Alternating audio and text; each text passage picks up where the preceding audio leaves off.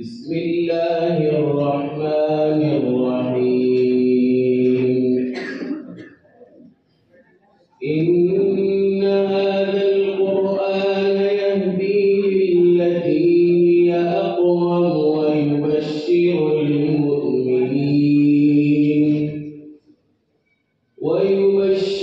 المؤمنين الذين يعملون الصالحات أن لهم أجرا كبيرا،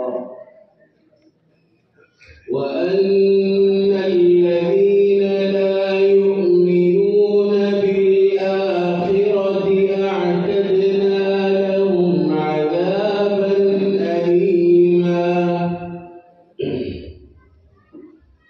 ويدعو الإنسان بالشر دعاءه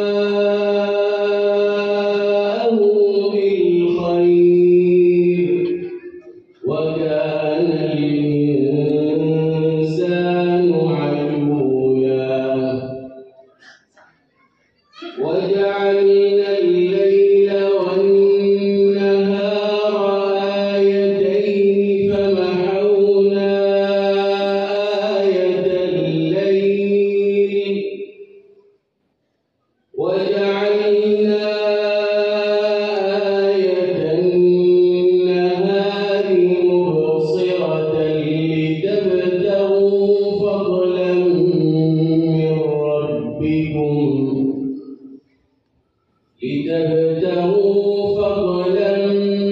من ربكم ولتعلموا عدد السنين والحساب،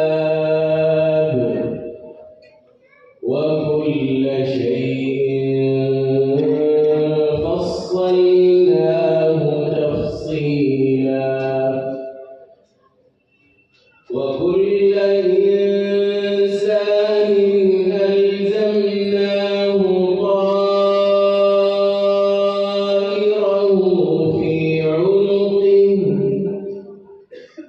ونخرج له يوم القيامة كتابا يلقاه منشورا.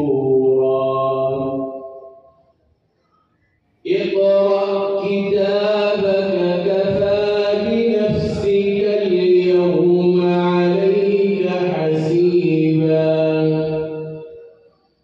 من اهتدى فإنما يهتدي لنفسه، ومن ضل فإنما يضل عليها،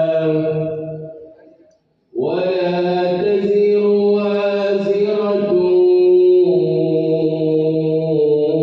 وزر أخرى، وما كنا معذبين حتى نبعث رسولا.